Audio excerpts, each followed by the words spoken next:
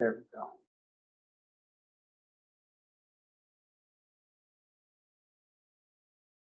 Perfect.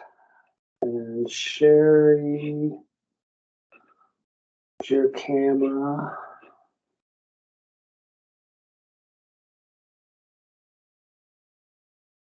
Go. Can you hear me? Yes, I can hear you. And Rihanna, can you unmute your mic? Yeah, I'm here. I don't see myself on the camera though. Are we still working on that, or can you guys see me? I see you. Oh, okay. Well, I guess I can't see myself. That's okay. Why I'm having these issues, you guys? All right, so we know all the technology's working. I've started the meeting. I'm gonna mute everybody for now, and then I'll unmute once we start because everybody will listen to our prep conversation.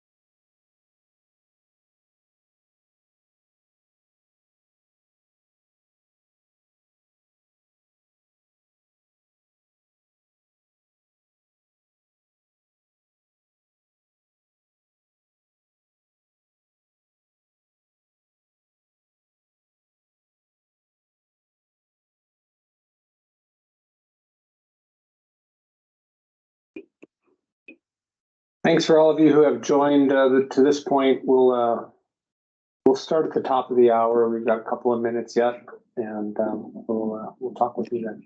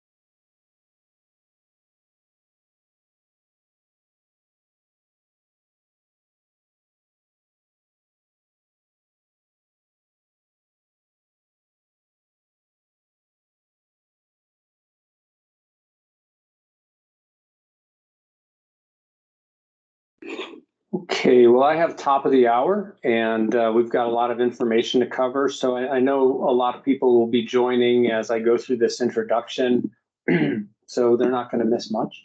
But I want to welcome you all to today's sessions. My name is Anthony Adorno. I'll be today's facilitator, and we're going to be talking today about balancing empathy and influence in donor-family conversations. This is the first bi-monthly FSC forum that DeGarmo has hosted, so thank you for attending. Every other month, our forums will address different topics central to donation and family advocacy, and we'll take different formats over time. Our goal for these sessions are to provide strategies, tips, and best practices to help support the development of family service coordinators. We love the concept of these peer-to-peer discussions that offer diverse perspectives from a national audience. So we also see it as a great networking opportunity for you within the opioid community. And ultimately, our goal here is to try to save more lives. So we encourage you throughout today's session to use the chat feature of the Teams control panel to answer to ask any questions that you might have along the way, and time permitting, we'll field them. And so I'd like to start by introducing our panelists, who can all unmute themselves at this point if you haven't already. Each of these individuals is very high performing in their role, and together they represent some of today's leading OPOs. So first we have Courtney Langerer from Mid-America Transplant. She's been with Mid-America for 3 years, has more than 15 years of experience in healthcare sales within hospice, palliative care, and senior living industries. In these roles, she served as the initial contact for patients and families while providing support and education regarding end-of-life care. Welcome Sherry Bradley from LifeShare Oklahoma.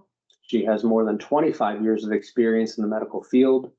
She's been an FSC with LifeShare for more than 3 years, and during that time has successfully offered the donation opportunity to more than 150 families.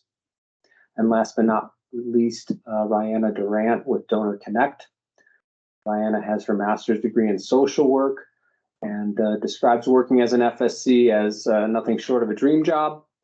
By having a role where you can save lives and also provide compassionate support for donor families. So welcome all of our panelists.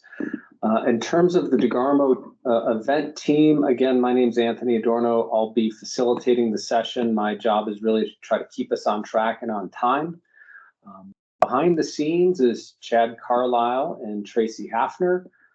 They'll be working the chat, so they'll alert us to any questions that you might have. So in terms of the format of today's session, it's a roundtable, and so the panelists are going to each respond to a series of questions that address the role of empathy versus influence or inspiration in donor-family conversations. So there's a series of questions that we'll present to them. We'll get their perspectives on each of those, and then we'll leave some time for some audience questions near the end. And keep in mind, please, that our goal here is to give you perspectives from different successful family service coordinators, and their responses may be different from one another's or similar to one another's in important ways. As I think we all recognize, there's not one right way to do the complex job of a family service coordinator. And so our hope is that with their responses to these questions, that you can identify some tips, some strategies, some best practices that can help you to be as effective as possible in your job. And if we can do that, we can save more lives. So without further ado, we are going to get started. We've got 10 to 12 minutes for each of these questions. Again, we're going to try to be as comprehensive as possible in getting different perspectives to these issues. And so I'm going to start by reading a question. I'm not going to try to memorize it and fumble over it. So bear with me as I read through these questions, and then we'll allow each of our panelists an opportunity to respond. So our first question is, how do you build trust with donor families, and what influence behaviors do you incorporate to guide conversations to a positive decision for donation authorization? And I'd like to hear from Sherry first on this question. Okay, thank you, Anthony. Building trust is actually something that I am pretty intentional with from the beginning of a referral that may lead into a donation opportunity, conversation opportunity. I want to be present. I want to be available for physician and family conversations if that's at all possible. I want the family to see a connection between me and the team that's been working with them. And that may mean many times we have a nurse introduce myself. I feel like if families has established a rapport with someone on the staff that's been taking care of them, that person introducing me kind of sets that level of trust from the beginning. So that's probably one of the most intentional things I try to do, be present for patient-family conversations, which involve me with the team, and then get an introduction from someone they already have some rapport with. Very good. Courtney, how does your approach differ, or how is it similar in ways to what Sherry's reported? I would say it's similar. Like I said, like you had mentioned, previously my role, my background was in healthcare sales. So I tend to call on this a lot, when I'm meeting with families, to help guide them through that donation conversation. Building trust is so critical, and a part of the process. So any situation that you're trying to get someone to really buy into what you want them to do and achieve a desired outcome, that process really can't evolve without trust. And the first thing that I would say about that is being confident in your delivery and really clear in your message. And that helps to build trust. Most likely this family has never experienced this process before. And, it's my responsibility to help guide them through it with empathy and compassion, but also being confident in what I'm saying. Like Sherry had said, utilizing the hospital to kind of partner with them, asking them to, when they finish talking to the family, to let them know that someone's going to come in and speak to them about the next steps. And I also asked them to ask the family if they prefer to meet in the consult room or at bedside. It's a small detail, but I feel like this shows that this is going to be an important conversation, and we want to know where they're going to be most comfortable. And all those steps help to build trust. I also ask that if they want to meet in the consult room, I have the staff take them down there. I try to avoid that really long, awkward walk through locked doors and long hallways where we're trying to make small talk but not say too much. So I try to avoid that by going in and just meeting with them once they're there. And that I utilize, just like Sherry said, a handoff. I asked the nurse or the physician or whoever, the chaplain, whoever wants to do that, just to introduce me as Courtney from the end-of-life care team, and that I'm here to speak to them about the next steps. The only time that I don't utilize a handoff from the hospital is if they are upset with them for some reason, and that happens. It happens more times than we would like. Families are upset about why they're there and what that process is. So, I kind of want to differentiate myself from, I'm not with the hospital. We aren't together in this, and I'm here to kind of offer you something else. So I think that can help build some trust in a situation where they're not very trusting of the people they've been working with. And when I meet with the family, the first thing I do, obviously, offer condolences, and I try to make that as personal as possible. I utilize their loved one's name. I make a point to speak to everyone in the room, ask about that relationship with the patient. But then I really move directly into, I tell them who I am, who I'm with, and why I'm there. I say, my name is Courtney and I'm with Mid-America Transplant. I want to be transparent, and I really feel like that does help build trust. I don't want them to wonder what my role is or why I'm there or why I'm asking so many questions about their loved one before we get farther into that conversation. And then as soon as I introduce myself, I immediately introduce that rare opportunity that their loved one has to be a donor hero. And I focus on how that opportunity is going to benefit their family. My goal really is just to continue to say things that will advance that conversation. I avoid asking too many questions right away. I want to make sure that they understand what it is that I'm offering them and what those benefits are. I do try to include specifics about their situation so that they know that I know who they are and why they're there. I think that helps build trust. But my overall focus is featuring those benefits of donation. In general, I think people tend to focus on what's in it for me or what am I going to get out of this. And it's just a natural response for people, to having that need to benefit. So at this point, they've lost so much that I feel like keeping the focus on what they're going to get back out of it through donation is important. And obviously everyone has their own way of, building trust when supporting families, but I feel like as long as you're genuine and authentic and approach each family with that confidence, then that trust is going to come and build that throughout that conversation. Rihanna, what about you? How is your approach similar or different in particular with the influence behaviors that you're utilizing, kind of trying to lead to donation authorization? Yeah, of course. I think, the first step is to have that genuine love and compassion for the family. I try to get out of the mindset that this is my job and just try to be present, right? Like, I don't want to think about it that way, and I don't want the family to think about it that way. I want them to really feel like I'm companioning them and supporting them when I first meet them. And, the second part of the question, the influence behaviors, I want you guys to take away some tangible things to think about when you first walk into that room, or even before you first walk into that room. Of course, building that trust and connection is step one, but there are some things you can do to kind of lay the groundwork for that foundation and trust to come a little bit easier.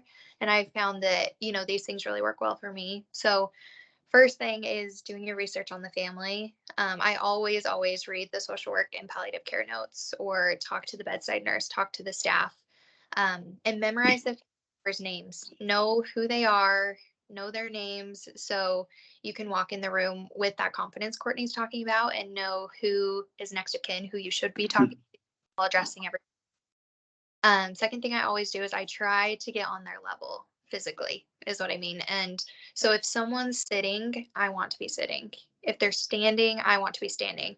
I want to make that eye contact so they really feel like I'm hearing them, listening, seeing them on that same level. And then I think that mirroring or, matching their facial expressions and tone can go a long way too. Because if someone's whispering, you want to whisper, or if they're talking really loud, like you want to match that. Because if you do the opposite, it's harder to kind of be on that same level, so to say. And we know that, if you start by just doing these little things, maybe you'll start to notice a difference in, family members feeling like you understand them better, or just, building that rapport, because that's step one. Before we get into, talking about donation and everything, I think that they need to have that level of trust. And yes, of course, we're there to talk about donation. Like that's our job, but we can build that relationship first. And there's a lot of trust to be built when you're meeting with strangers. Mhm. One of the things that I want to follow up with on this question with each of you, and I think Courtney made reference to it, and her response was how direct you are in identifying who you are and what your specific role is when you're meeting the families. How direct are you? Do you let that evolve naturally, or do you come right out and be very straightforward and talk about your role on the team? Let's go with Sherry. Yeah, I actually think it could be a little bit of both. Huddles before you get in front of the family usually give quite a bit of information on personalities that you may be walking into, where the family is, and as far as their grief and decision making. And I think that kind of information plays a part in on how quickly I announce my purpose for being there. Some families are going to react to, let's just get to why you're here, and other families are going to need a little bit more time for some empathy before you really introduce the clarity of your role. And Rihanna, how about you? Yeah, I'm a little slower to introduce myself if I can. I do say I'm with, the end of life team. I'm here to talk about next steps and next decisions, but I try to wait to mention donation until I know that they're first ready for the conversation, and second till I, have some sort of relationship to know where they're at. So I try to go ease into it, but Sherry's right. Every situation is different, and some families ask to meet the donation team. So if that's the case, of course I'm going to introduce myself as part of that team. Sure. And Courtney, would you say that your style varies as well based on the situation, or are you more consistent in identifying who you are right up front?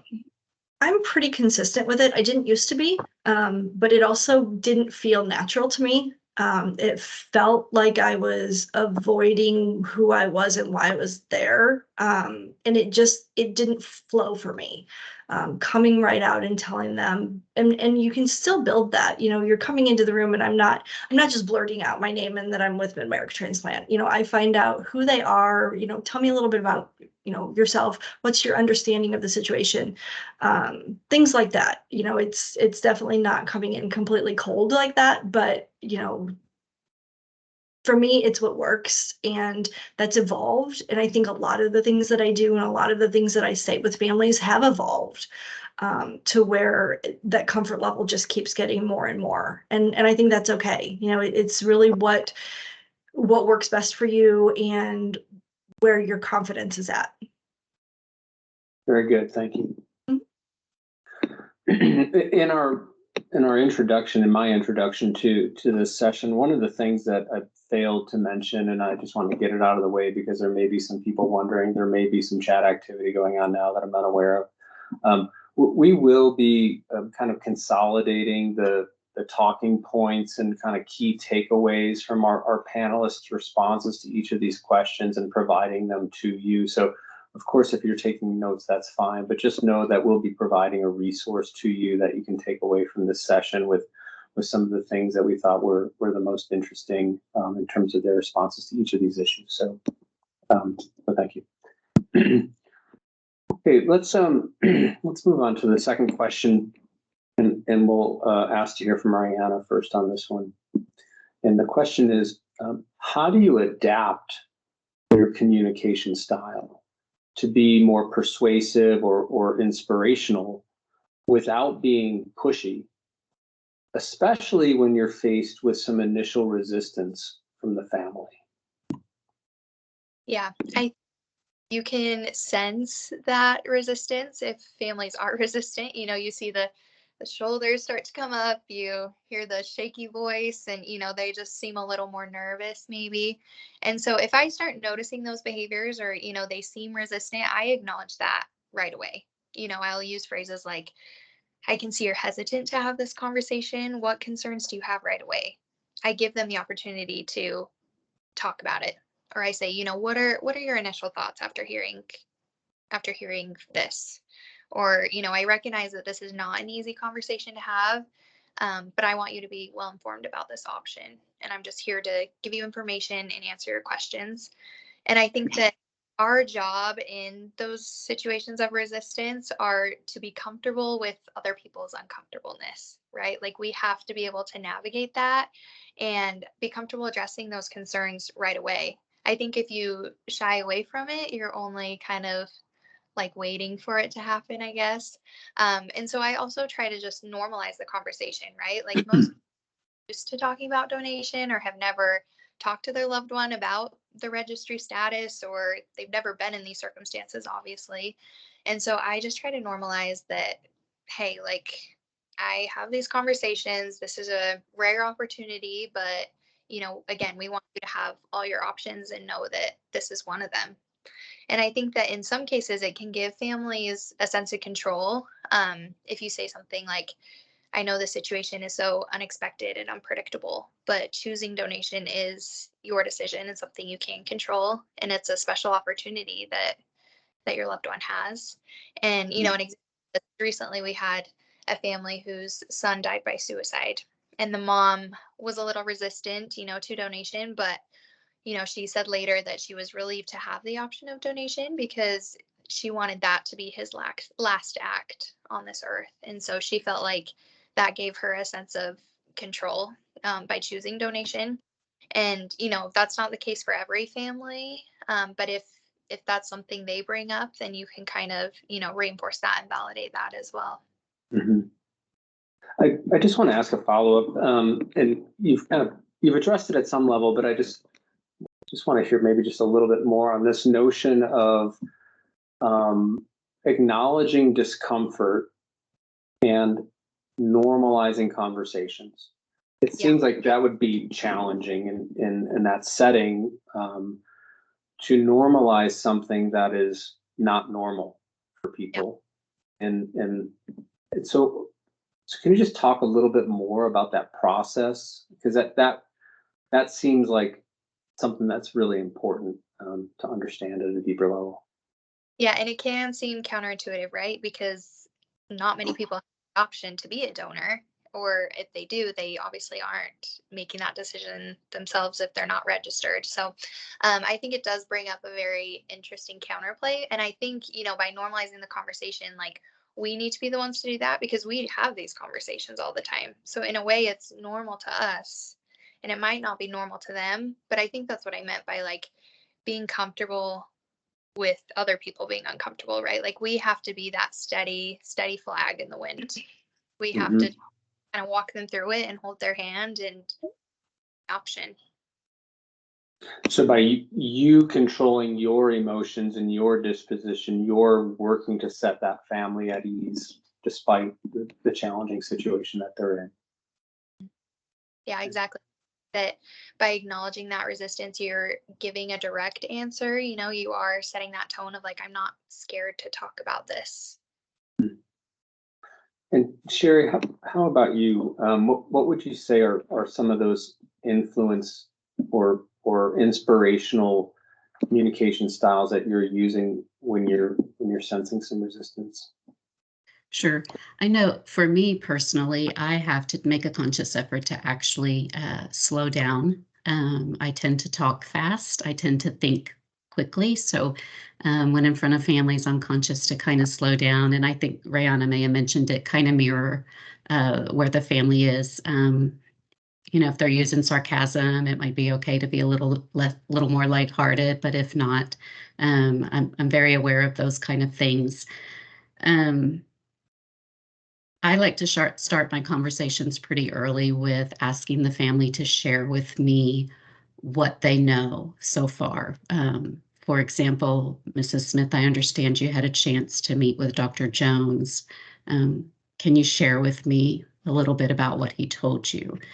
And my intent for that is I'm listening for where the family is in understanding and what they might say that I can use.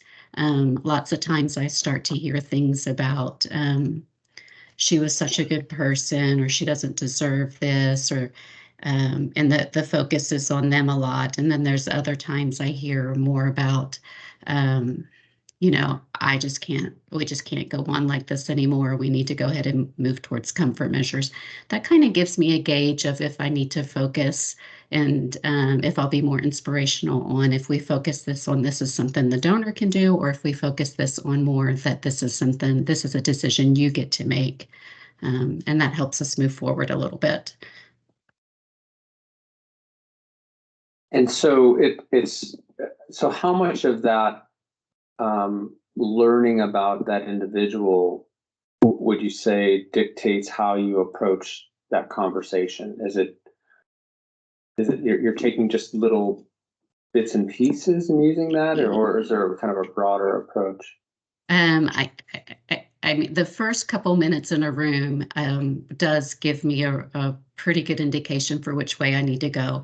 I feel like I've benefited most from putting a lot of tools in my toolbox, and I may at any given time have to pull from something different. I may have had a previous conversation where I used a whole different approach than what I'm getting ready to use with this family, but it really does take a quick sense of pulling all your information together, information you got from your huddles and information you're getting from the family, that sense that you get, like I think Brianna said, that sense you get when you walk in the room.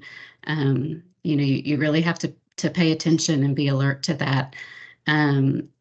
It's real hard to say which direction or what's the right thing to say or the wrong thing to say or what's going to be persuasive and influential and what isn't, because not every family is going to react the same. Some, Right. like Brianna said, some families consider donation to be a pretty heroic thing, and it's in line with their loved ones' characters. Other families are like, you know what? He was a terrible person. I get to make this decision, and this is meaningful to me. And so I play off of both of those, whichever that might be. Okay, thank you. And Courtney, how about you? When you're faced with some initial resistance, what are some of the things that you do that you consider to be more persuasive or inspirational in talking with families? I mean, reading the room is important, really paying attention to those visual cues sometimes. Sometimes it's not a flat out objection. It's just you can kind of see that there's resistance there. And definitely just acknowledge that and stop where you're at and address it. For one thing, it really continues to build that trust because it shows that you're paying attention to what's happening with them. And I just ask them, tell me what you're thinking or tell me what you're feeling right now, and trying to get them to connect a little bit if it seems like they are resisting or hesitant, because you want them to kind of accept and agree with what you're saying. And if they don't, you need to find out why so that you can kind of shift your focus to address those things right away. If you continue to go along the path that you're on without doing that, you're not going to end with a very good result. So I think just paying very close attention to how you're being perceived and how you're being received is really crucial. So a theme that I've heard now a couple of times is this notion of directly addressing resistance or discomfort, acknowledging it and having a very direct conversation. And I'm not sure if that's common, if every family service coordinator on this call says, yes, that's what I do all the time. I would suspect that that's not the case, because those are sometimes, it's very difficult to not necessarily confront somebody, but to acknowledge that and have that, what might be an uncomfortable conversation. But it seems to be a theme here, and how some of you are pushing past that initial resistance. Is that a fair characterization? It is. Absolutely. I mean, I would think so. Like I had said, I feel like if I can't acknowledge that and get past it and have them work through it, we can't advance that conversation, and we don't get to our goal of donation and consent. So that's kind of how I think about it. It's not necessarily of pushing them through or being pushy. It's more just facilitating at that point of making sure that I'm being aware. Okay, great, thank you. Okay, let's move on to another question. And I'll ask that Sherry open with her response to this. So Sherry, how do you determine when the right time is to transition from a more kind of empathetic and supportive mode or style to one that's more influential or inspirational? Again, I mean, our goal is authorization, is donation, and so how do you sense when that time is right to try to get to authorization? Right. Our organization recently had some training, and one of the things that I really that really resonated with me during that, and it seems kind of simple, but it's been pretty productive for me, is just to be in tune to what your family's telling you, listen to their actual words, and try to get a feel for if they're looking back or looking forward. That seems to be a good point in the conversation that can guide you into the donation when it's time to go into the donation conversation. If a family's saying such things like, I told him not to get that motorcycle, or we just had breakfast this morning, I may be more empathetic in those moments because I'm getting a feel that they're not quite coping with, although they may know the direction everything is headed, they're not quite there yet. They're still in a place of needing that empathy from me. If I'm in a conversation and I'm hearing things like, I don't have a funeral home yet, or I need to tell their son, those might be indicators that they've reached a point where they are ready to hear about the opportunity and make some decisions regarding donation. Interesting. Rihanna, how about you?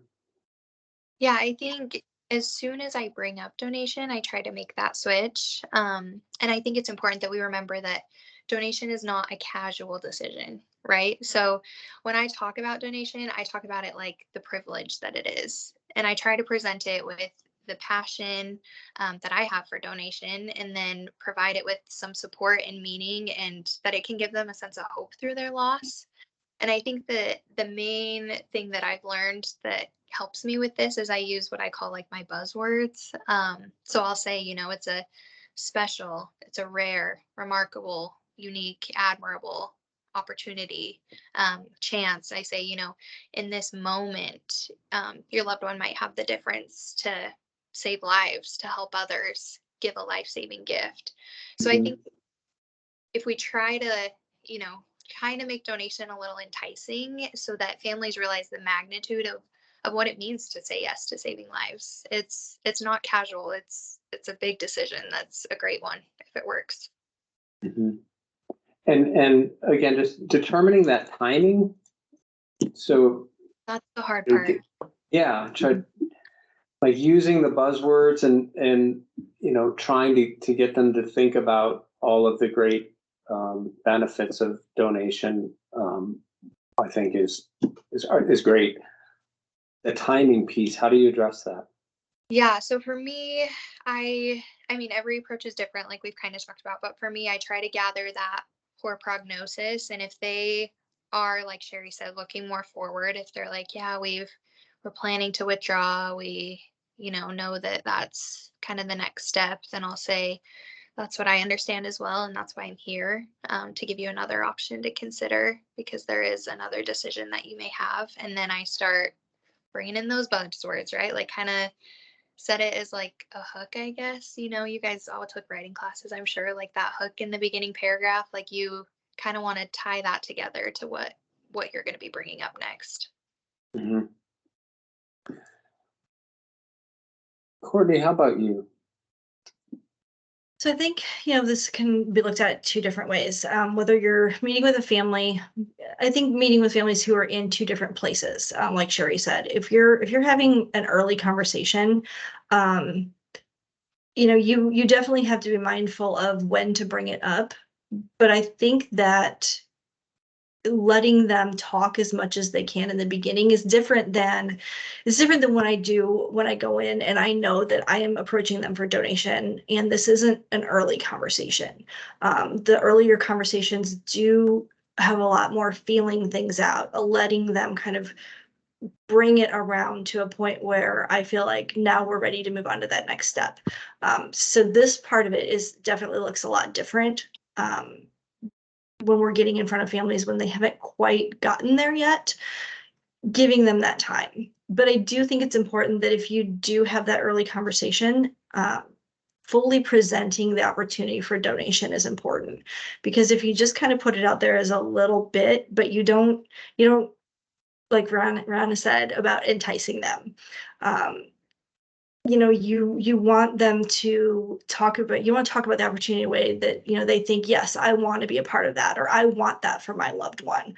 So I just think that's the difference of if you're going in and determining the right time, it's typically with a family who isn't quite there yet and would be more considered kind of that early conversation. That's great. I want to go back to something that that Sherry had said earlier, and just this notion, and I think you guys have all alluded to it, but again, I'm not an FSC, I'm not an expert in this space, but I find some of the strategies that you all use to kind of pick up on behaviors really fascinating. And this notion of kind of looking forward and looking backward, and having those conversations like that. Obviously, it sounds like something that maybe I can't imagine is terribly common. Maybe it is, but like it sounds like a novel approach to understanding where people are in their thought process. But I'm just wondering, like how naturally that comes up. Like how easy is that to figure out in every conversation? Is it pretty routine where you can just listen to a couple of sentences and get a sense that they're there, or is it more rare that they'll kind of use these forward or backward looking statements that might help you figure out where they're at? Sherry, why don't you go ahead and respond? Yeah, well, again, I think we get a lot of information from a good huddle. If you ask the right questions with the team working with the family, you're going to get a pretty good feel, or you should get a pretty good feel for what the family's been through over the past 24 hours, or maybe it's been days or weeks, where they are, who in the family is being most reasonable with the grave prognosis, or which family member is kind of directing where the plan of care is headed. That's all really, really good information. And that gets combined with, you know, when I ask things, can you tell me about your conversation with Dr. So-and-so? I do feel like I get a feel for where the family is. I also just think it takes a lot of practice, you know, just like with anything. The more conversations you do, the more families you get in front of, the quicker these things start to come and feel more natural. But yeah, you constantly have to be looking. I think Rayanna had mentioned it before about those nonverbal behaviors, as well as listening to the verbal, and kind of getting a feel for who in the room might be the person you kind of want to key into, or who's in the room that you need to provide that empathy to, because all the other family members are concerned that they're hurting so bad that they can't think straight. So it is a lot. It's a lot to take in, pretty much every single time with every single family. Just it takes practice. Any different perspectives on that follow-up question from Courtney or Rayanna at all? Not so much different, just agreeing with, you know, the huddles help, what the hospital has to say with where they're at, and then just really coming out and asking them, you know, what is your understanding of what's going on right now?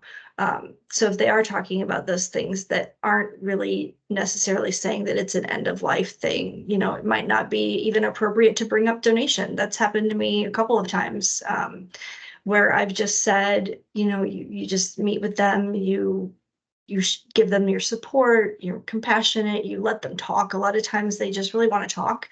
And then you say, you know, it was really nice meeting you. I just wanted to stop by and see how you were doing, and leave it at that.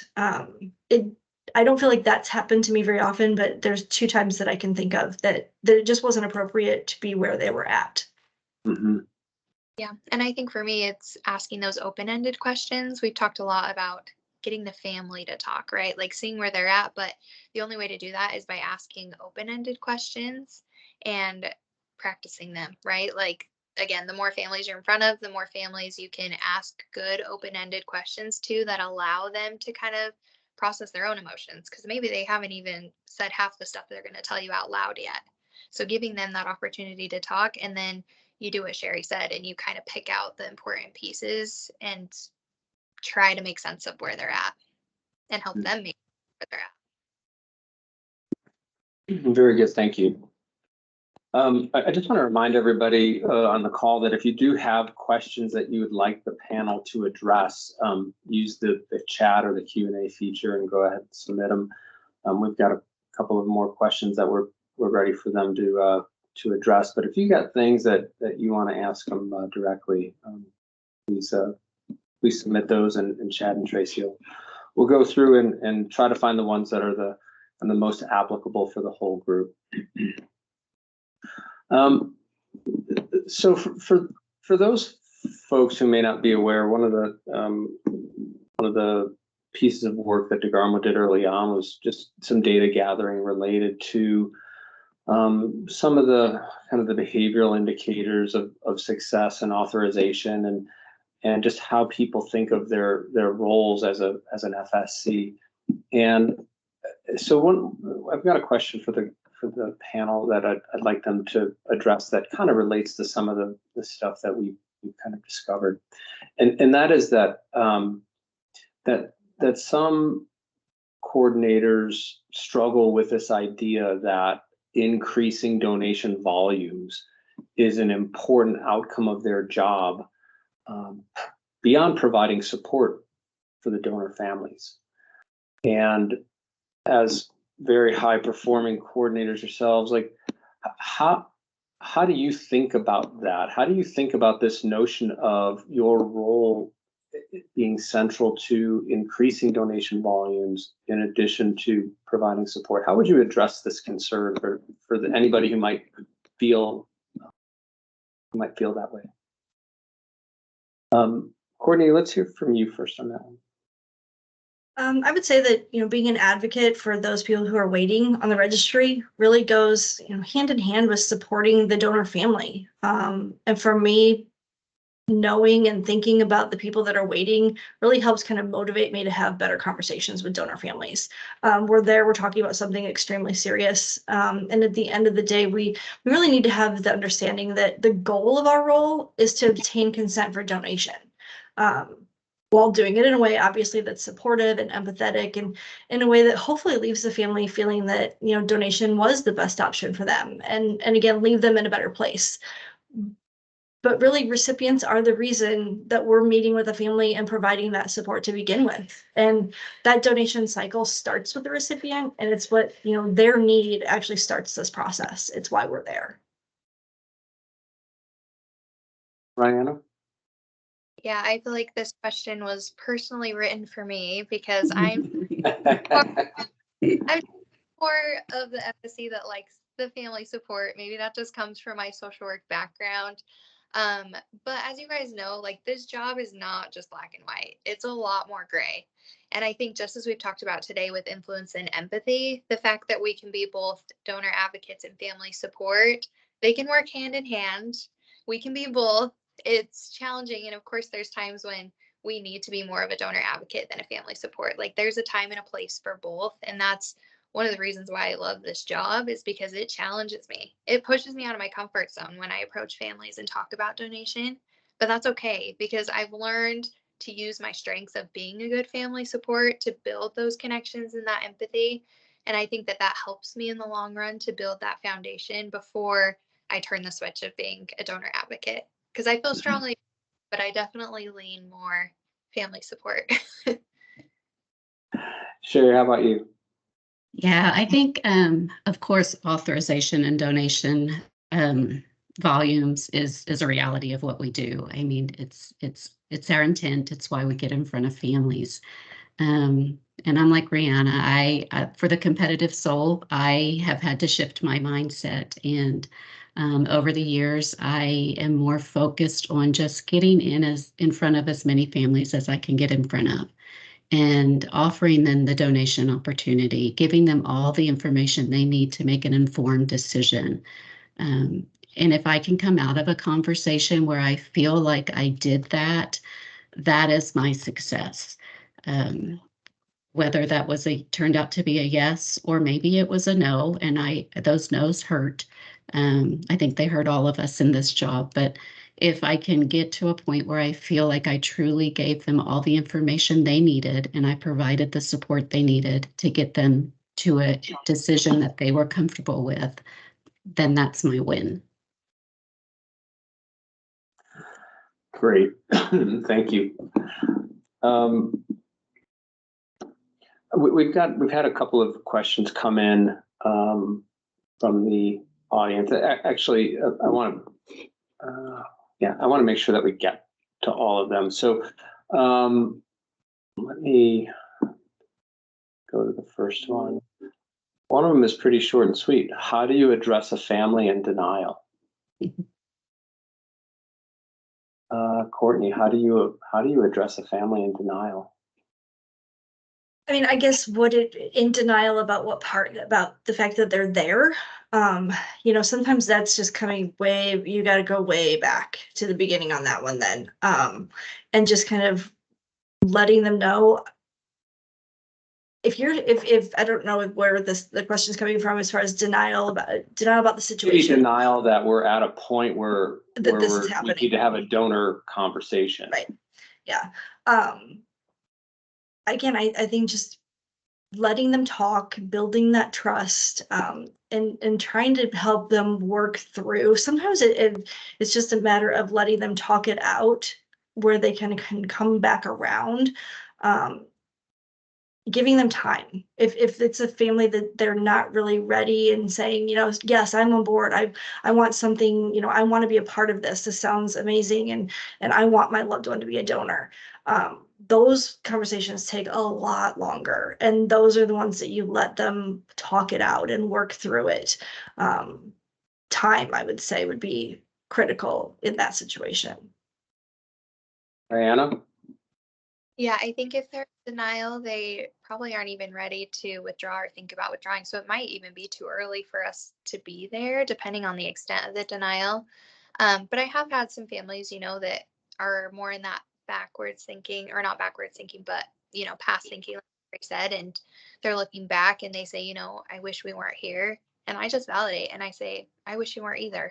Especially with kids. I feel like denial is really hard with parents, you know, because if there's a tragic accident with a kid or a teenager, like those kids and teens are too young to die, you know, and it takes them a little more time to come around to making decisions. And that's okay. But that's where I would maybe just gently do a soft mention if it's appropriate, or, you know, have someone follow up later that day to see if they're processing it a little better. Is this a situation where this theme of acknowledging the discomfort and normalizing the conversation is appropriate, or is denial like too far to one end of the continuum where that's even a realistic possibility? You know, sometimes I think in grief, like obviously denial is a stage of grief. And sometimes I think that families aren't even to the place where they can make sense of, like, I don't even think it's resistance. I think it's a totally different phase that they're in. And so I think that the only, you know, solution for that is giving them time and helping them process. And again, talking to them like, what have the doctors said? You know, what have they told you? Is that making sense to you? Do you need them to re-explain? And oftentimes when families are in denial, I've noticed that, you know, doctors will want to come in and, you know, be there for the approach too. And I feel like that's totally appropriate in those cases. Sherry, anything unique on this response? Yeah, I mean, I agree with both. I think it's a lot of exploration. Try to, you know, explore where the denial's coming from. Sometimes it's from a place of having a misunderstanding. Maybe the doctor said something that they just didn't comprehend. And, you know, I can provide some clarity or bring the team back in to assist with that. But yeah, I mean, it's just a lot of exploring and empathizing and being present and working with that family to bring them to a point of being appropriate for the conversation. Lots of times it's a matter of giving them some things to think about. Maybe they've talked about a few things in the conversation and might have said something like, I don't think she would want to live like this. And we can give, you know, some things to think about and then revisit later that afternoon or even the next morning, and just stay connected. And I think a lot of times it's important that we remember that some of these families, get the most support they're going to get is from one of us in that room. Their hospital nurses are busy, doctors are pretty straight to the point. So a lot of times I feel like we need to remind ourselves that families want us there and they need us there. So just to kind of help them through that stage of denial. Yeah. Okay, thank you. We've got another one, and it is, you're in a situation where a family is pretty strongly against donation, even immediately after it's offered. They continue to decline, or they respond, negatively to you over and over. Like, at what point do you think it's harmful to try to continue to explore that conversation? Like, when does no mean no in that conversation? Let's start with Rihanna. Yeah, I mean, it's not going to be for everyone, and I wish we could have 100%, yes, authorized donors, but that's just not the case. And sometimes donation isn't going to work out. We're always going to have those declines. And I think that, if you lay out the option, give them an overview, and if it's resistance after you mention and they give you a no, then it's okay to walk away, right? Make sure you know why they're declining. I think I always try to explore that, if they're like, oh, he wouldn't have wanted that. Like, I try to dig a little deeper just to make sure that there's no myths or misconceptions, because there's many and many of those in the donation world. But yeah, I don't ever want a family to feel like we're badgering them or pestering them into choosing donation, right? Like, we should try to stick with that inspirational perspective of just like, okay, like, thank you for listening, for, hearing us out, but, we wish you the best, and that's okay. Sherry, Courtney, anything different to add on that? No, I think as long as you have explored all of the reasons for resistance, and you've been able to provide all of the opportunity to have a good conversation, if that results in a no for whatever reason, but you feel like you've done your due diligence and the family's has all the information to make an informed decision. I always like to take a step back and maybe consult with someone on the team to make sure, I'm not missing a piece or not saying something that I could be saying, which also gives the family just a little bit of time before we solidify this no, just, take a couple minutes to think, and I'll check back in with you. And that's when I maybe consult and see if, I'm saying all the right things. I don't ever want to let a no happen too easily, if there's any chance at all. Yeah. So kind of connected to this, and I think maybe families get to this point from different paths. And so one of the questions is related to some cultural issues. So, when you've got a family who believes that their loved one must go whole from the world, and thus they decline donation, like, what are some of your key talking points in those situations? Like, do you have talking points that you've kind of inspired somebody to think differently about that situation? Sherry? I think it's okay to ask for them to share a little bit of information about their culture. I'm not familiar with it. Help me understand, or teach me, or tell me what this means. And I'm always looking for just a little tiny in, if there is one. But cultural preferences, they can be a pretty hard stop. Mm-hmm. I think oh, sorry. Go ahead, Chloe. Oh, go ahead. I think going into those meetings, like Sherry said, asking them, but even researching as much as you can before you go in, so you can kind of anticipate what their objections could potentially be. And then maybe, planning, how am I going to get around these specific things that it seems like maybe might be an objection. It doesn't always work, but at least you can feel confident that you went in prepared and did the best that you could for that specific situation. So, Yeah, Go ahead, Ryan. I was going to say, I try to explore it more, and come from a curiosity, like, oh, tell me more about that. Go from there. I think we've got time for one more. So the question is, do you have an experience you can remember when a family was pretty strongly against donation initially, and your conversation with them led them to eventually authorize? Can you share, what you think you said or did that helped make that change or that switch for the family?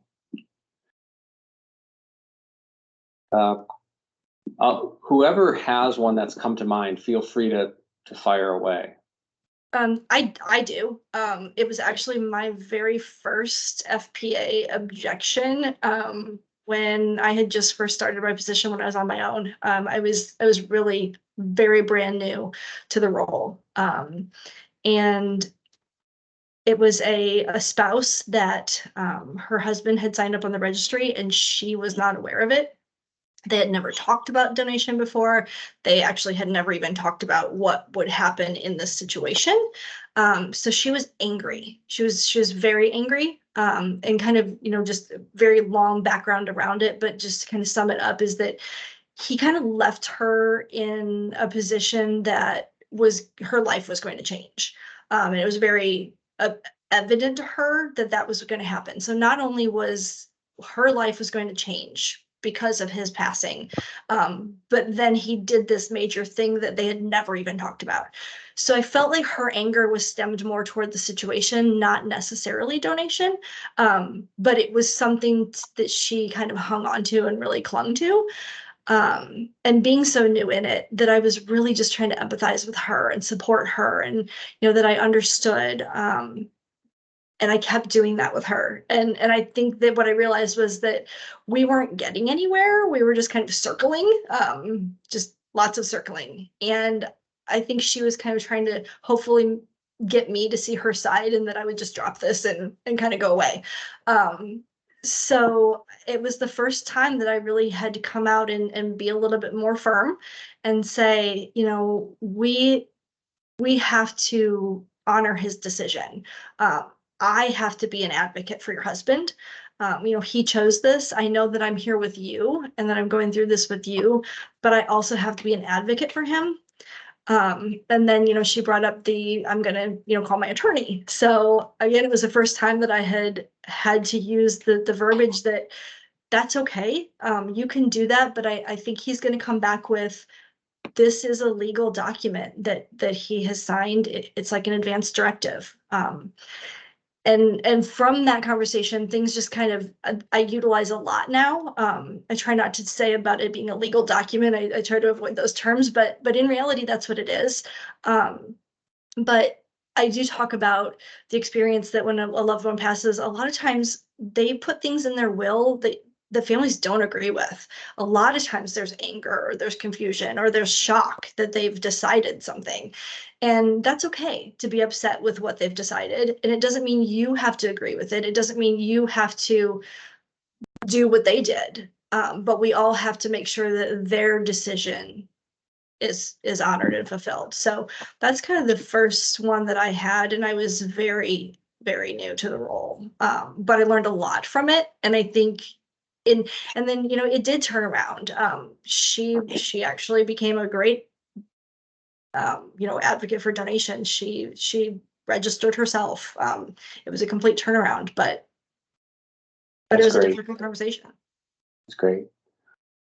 Brianna, Sherry, anything else? I think when I get that first person resistance, I know I've said it to families before when they say, I just really don't think they understood what they signed up for. This just isn't something they wanted to do. And I have found myself saying before, how do we know they didn't? What if they did? And when you kind of soften that to families and just confront them with that, like, you feel so strongly he didn't, but how do we know? Because it'll make them think. There's also been times where families will give you some indication of what kind of person they were, and you can pull on that. If they say that, man, they would give the shirt off their back to anyone. Maybe another family member said that while legal next of kin is saying, no, this is not something we want to do. You can play on that. Yeah. Well, I want to thank the three of you for your time today and providing your insights and your recommendations and your tips and strategies to the audience. I know everybody appreciates it. I believe you provided a lot of really useful information. So thank you for your time that you dedicated today, and thank you to all of you who attended. Hopefully you're able to walk away with some information that helps you feel a little bit more comfortable or gives you a different way of thinking about donation conversations, and specifically the role of influence and how you need to balance that with empathy, and how both at times are differently important to getting to donor authorization.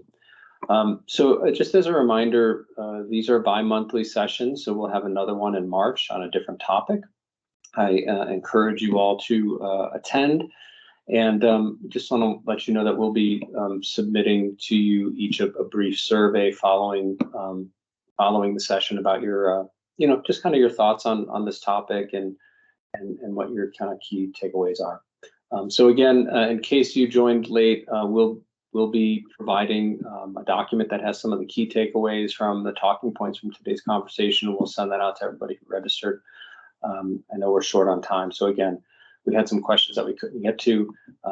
Maybe we can get to them in a different way at some point soon. So again, thank you everybody for your time. Thank you to the panelists for your contributions. We really do appreciate it, and we'll look forward to seeing you all next time. Thank you. Bye, guys.